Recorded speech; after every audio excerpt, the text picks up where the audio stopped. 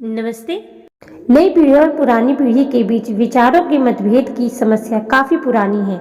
नई पीढ़ी सिर्फ चलना चाहती है और इसके लिए वो गिरने को भी तैयार है, और पुरानी पीढ़ी चाहती है कि बच्चे बिना गिरे ही उनके अनुभव से चलना सीख जाए।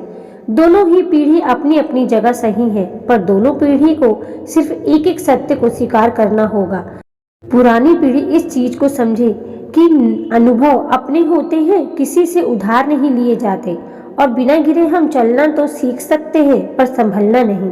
हम गिरेंगे तभी तो उठने का हुनर सीखेंगे।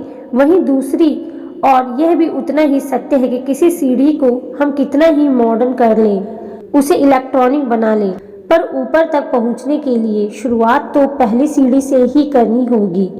और ये पहली सीढ़ी ही हमारे बड़ों का तो अनुभव है, जो उन्होंने उस सीढ़ी से चढ़ने के लिए ना जाने कितने बार गिर कर कमाया है। बस ये एक विचार दोनों पीढ़ी के बीच के मतभेदों को समाप्त कर सकता है। याद है वो बचपन के दिन जब पापा साइकिल चलाना सिखाया करते थे और पीछे से सीट को पकड़ लिए करते थे कि हम गिर न जाएं, और हम चाहते कि हम खुद से चलाएं। पीछे मुड़ मुड़कर पापा छोड़ें ना प्लीज कहते थे, और जिस दिन पापा सीट छोड़ देते थे उस दिन तो जैसे जीत हासिल हो गई हो। सारे दोस्तों को बताएंगे कि आज तो पापा के बिना पकड़े साइकिल चलाया, और पता है उस दिन सबसे ज्यादा खुशी पापा को हुई थी कि हमें सहारे की जरूरत नहीं। अर्थात हमारे बड़े सिर्फ तब तक ही हमें समझाते हैं जब तक कि हम खुद से चलने लायक ना हो जाएं। इसीलिए अपने बड़ों को समझें और इस जनरेशन गैप को हमेशा के लिए भर लें। मैं आप लोगों के साथ मेरा एक सत्य अनुभव कहानी स्वरूप में बांट रहा हूँ, जिससे शायद हम आसानी से समझ सकें। एक दिन अशोक नाम का युवा अपने माता पिता को अपने साथ अपने ऑफिस की एक पार्टी में ले गए। पार्टी में बहुत बड़े बड़े लोग आए थे और सभी अपनी अपनी फैमिली के साथ आए थे। पार्टी चल रही थी और अशोक के माता पिता कोने में खड़े होकर अपने बेटे की खुशी को देख रहे थे। अब समय था डिनर का। लगभग सभी लोग ने खाना प्रारंभ कर दिया था। तभी पापा चलिए हम लोग भी खाना खा लेते हैं, अशोक ने कहा। हाँ बेटा, पिता ने कहा। पापा यहाँ आइए, आराम से बैठकर खाते हैं, अशोक ने कहा। पर यह क्या, अशोक का खाना खत्म होने को था और मम्मी पापा अभी तक इधर उधर देख ही रहे थे। इधर उधर क्या देख रहे हैं, खाना शुरू करो ना, अशोक। पिता सोच में कैसे खाते हैं इस चाकू छुरी से खाना। चलो कोशिश करता हूँ कि चम्मच नीचे गिर गई। जब आता नहीं तो क्यों डेंगे मार रहे हो, चुपचाप हाथों से खा लो, अशोक। पिता ने आंखें झुकाते हुए हाथ से खाना शुरू किया। वहां मौजूद कुछ लोग पिता को देखने लगे। पिता तो शर्म से आंखें झुका चुके थे, पर अशोक को अच्छा ना लगा। पापा रहने दो, सब देख रहे हैं, अपन रास्ते से कुछ खा लेंगे, चलो यहाँ से, अशोक। क्या अशोक ने सही किया? अगर उसकी जगह आप होते तो क्या करते? मम्मी पापा को पहले से ही चाकू छुरी से खाना सिखा कर ले जाते, उन्हें हाथों से खाने देते, बिना शर्मिंदा हुए। पिता की छुरी गिर जाने पर उन्हें उठा कर देते और बताते कैसे खाना है।